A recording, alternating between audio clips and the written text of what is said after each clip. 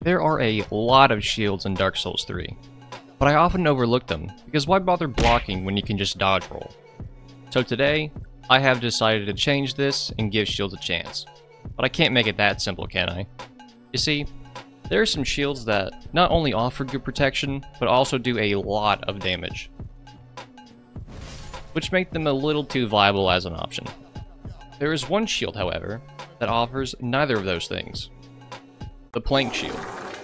A shield that provides minimal protection and at the cost of moderate humiliation. Not only that, but you can't even parry with it, and instead get a really slow and terrible charge-up attack as its weapon skill. So now the question is, while having a damage output like this, is it possible to beat the game with it?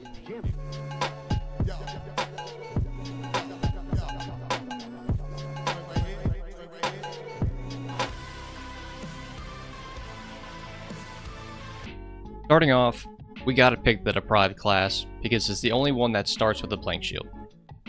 Then we make our way to Gundyr, and oh boy is this run already not looking pretty. With 8 damage a swing, this barely does more damage than a barehanded attack. But at least barehanded, you can parry his attacks and hit viscerals. I will say though, the shield staggered him very quickly and very consistently. I'm not able to fully take advantage of this because you can't hit viscerals with a shield, but he does take extra damage while staggered. Took a while, about 4.5 minutes, but we managed to take him down on our first try. Now we do the evergreen part of every challenge run. Pre-skip, early Estus, Silver Serpent Ring. At the High Wall of Lothric, we kill this Crystal Lizard for a Raw Gem, run around and get as many Titanite Charge as we can for an early upgrade, and then another Estus upgrade. After a quick damage check on Vort, we head back to the shrine and we +1 the shield, and then infuse it with the Raw Gem. This gets rid of the scaling on it, but it boosts its raw stats by a considerable amount. Back to Vort. Our upgrade in infusion has given us a whopping 5 more damage, so we're putting some pretty good numbers on him. The first phase was a bit of a slog to get through, but it wasn't too hard because you can just stand under him and spam R1. The second phase is where it gets a little easier, which is usually not how that goes. It mostly just consisted of running around and praying that he would do his charge move as much as possible, because after Vort does his 3 charge move, he can punish his Frost Breath startup by hitting a heavy attack on his head, which does a very decent chunk of damage. It took me only 3 attempts to take him down, and it took about 5 minutes on the 3rd attempt. After this, we help Sigurd slay a demon. Back up, Sigurd! That one-shots me! We pick up Flensrim for extra damage, and the Cloynthy Ring for stamina regen. Fighting Greatwood or Crystal Sage didn't sound like stellar options at this point in time, so instead of fighting them, we run around grabbing as many Titanite Shards as we can, kill this Crystal Lizard to get a large Titanite Shard, kill this lizard to get a heavy gem, which will come into play later, hit a Firebomb for a large shard, then upgrade our shield to +4. With the early prepping out of the way, it seemed like it was a good time to give Greatwood a shot. It wasn't too rough, it just took forever to burst the eggs, and it was especially annoying because he was hell-bent on spamming the AoE juice moves as much as possible, but after a good 6 minutes, we were able to first try him. Moving on to Crystal Sage, this fight wasn't that bad either. We're actually hitting for yellow at this point, which honestly was not expected. And for some reason, Sage really does not like being hit by a shield. In the first phase, I would run up to her and bash her a couple times, and she would just insta-teleport without casting a spell. The same thing happened in phase 2 as well. She would teleport so quickly that the clone she summoned wouldn't even have a chance to cast spells before disappearing. But for the most part, I was just able to freely run around without being attacked. The only problem was that because of how quick she would teleport, my window to attack was always very brief and didn't allow me to do a whole lot of damage. After around 5 minutes though, it was an easy first try.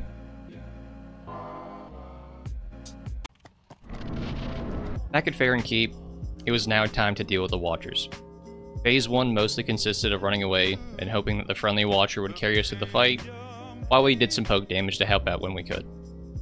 In Phase 2, there were 2 moves that I tried to bait out as much as possible. First is the 3-hit combo that ends with a jump slam, the second is a charge move that leaves behind a line of fire. Watcher's recovery time after using these moves gives us the perfect amount of time to punish it with a singular attack and then back away into safety. I started getting a little spooked at the end of this attempt because I had no healing left, and for some reason I love getting hit by the Watchers. But I was able to activate my clutch factor and pull through in the end. It only took 2 attempts to take down the Watchers in around 10 minutes. There isn't much to say about Wolnir. It took more hits to break his bracelets than I cared for. He made me start sweating a little bit when he summoned the skeletons. And all in all, he went down easily in about 3 minutes. We now head to the Smoldering Lake for some resource gathering, kill this Crystal Lizard to get a Titanite chunk, pick up a bunch of large Titanite shards, and then upgrade our shield to +6.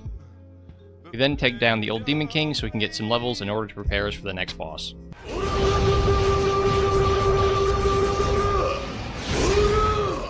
But first, get Lloyd's sword ring, and then kill Patches and give his ashes to the Handmaiden. This lets us buy a Black Fire Bomb, which we trade to the bird for a Titanite chunk, which allows us to get our shield to +7. We are finally ready for the Deacons. Okay, off. Okay, maybe not. This boss fight was ass. Despite being +7, my shield did no damage. And when I would get him low, the mobs around him would just heal him like crazy. After several frustrating deaths, I finally remembered that this is one of the few bosses in the game that isn't immune to being poisoned. So I infused my shield with poison and gave it another whirl. My tactic was that I would just run around, smack everything a couple times to get the poison to proc. That way I was constantly thinning the herd to let me attack the boss and then proc the poison on him. Once the boss was poisoned, I ran around trying to avoid dying while getting some shots on him once in a while. Also, shout out to this guy, because I did not know that you could stop the curse buildup by staggering the tall guys. The whole time, I just thought it was a damage check mechanic, and that if you couldn't kill the boss in time, you were just boned. So thank you. At this point, there are 3 ways that we could go, and none of them seem like they were going to be easy. Option 1. Pontiff. With how little damage I did, I knew Phase 2 was going to be a big issue, plus I just suck at the boss, so that route is out for now. Option 2. Yorm. You can probably guess why I wasn't exactly thrilled to get to this guy, so that route's out for now too. Option 3. Dancer. Dancer doesn't have any shadow clones like Pontiff does to cause trouble, and she doesn't have 30,000 HP either, so this seemed like the best way to proceed. Dancer rocked me on repeat. The first phase was always pretty easy. There's always one move in the second phase that I'm unable to dodge for some reason. It's one where she swings her water sword and does an immediate attack with her fire sword. Of all the deaths I had to Dancer in this run, 90% of them were because of that move. I think the reason I beat her on the run I did is because she barely even used that attack. Most of the damage on Dancer came from running R2s, because she has plenty of attacks that leave her vulnerable to them while leaving us enough time to back off and dodge her next attack. I lost count of the attempts it took me to beat her, but the fight I took her down in took me like 8 minutes. Now that we have access to Lothar Castle, we can finally get some more Titanite chunks and get our shield to +9. With this massive upgrade, we make our way to DSA, just to get our ass beat.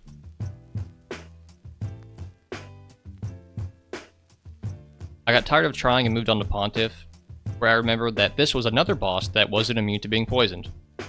But for a second time, I infused poison onto my shield and let it carry me. For the first phase, I kept on the offense as much as possible until I got the poison proc, and then focused on not dying while his health bar ticked down.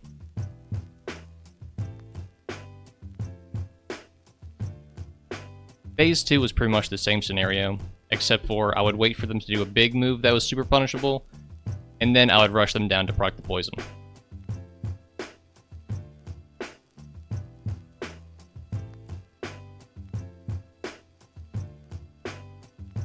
Aldrich was trying his hardest to be as frustrating as possible. I've never had him spam arrows and orbs this much in a fight, but I mean just like, look at this sequence of attacks. Teleport into arrows, mini orbs, big beam blast, arrows, big beam 3 times in a row, mini orbs, arrows, mini orbs, big beam, mini orbs, and arrows again. Eventually, I got good RNG and had a fight where he rarely cast arrows in the second phase, and he just let me slam him in the front, which was ideal, because attacking Aldrich head-on does a good chunk more damage than just attacking the tail. This let us take him down in about 9 minutes. I'm gonna go back to DSA. This time around, I didn't struggle with him too bad. It was just that the damage of our shield was still so bad, despite being almost maxed out. Most of his attacks allowed me to swing once or twice, but it was mostly just a matter of getting into the swing of things, and not being pushed off the edge of the arena. DSA also took around 9 minutes to take down.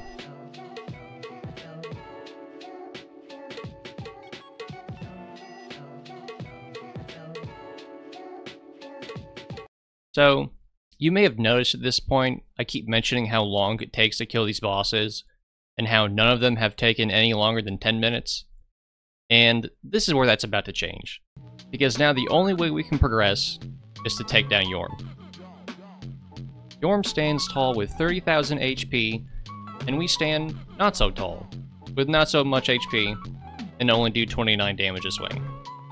If we do the math, this comes out to be around 1,034 R1s. So this was bound to take a good minute. Our only saving grace in this fight is the fact that Yorm can be staggered after smacking his right arm enough times. This opens him up to some free head bonks, which do over 4 times the amount of damage as a normal hit. The problem with this though, is that his right arm isn't easy to attack, as there are limited opportunities to do so. Along with this, sometimes Yorm wouldn't even fully stagger. He would just kind of like half stagger, which still let us do extra damage, but it wasn't as ideal. I was getting scared on this attempt because I had been at it for a while and had him super low, but I was low health and had no S's left. Thankfully, I had the Sun Princess ring, which gives passive health regen, so over time I was getting farther away from being one scrub away from death. It's a good thing I had this too, because killing Yorm took over 25 minutes. If I had died after spending so long on him, I probably would have just quit the run.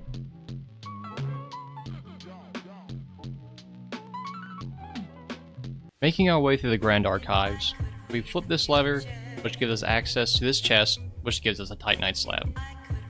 We then head back to the shrine to infuse our shield with the heavy gem, which increases the strength scaling, and then finally get it to plus 10, which makes us ready to fight the Twin Princes. The Twin Princes were surprisingly not too bad.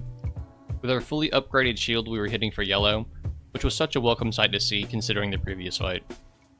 The shield also staggered both phases pretty easily, as long as I kept on the offense, which was easy enough to do. The formula was basically dodge, R1, rinse and repeat, because practically every attack this boss has allowed us enough time for a follow-up attack and a dodge roll. I was able to get it done in 2 attempts, and the fight took around 9 minutes.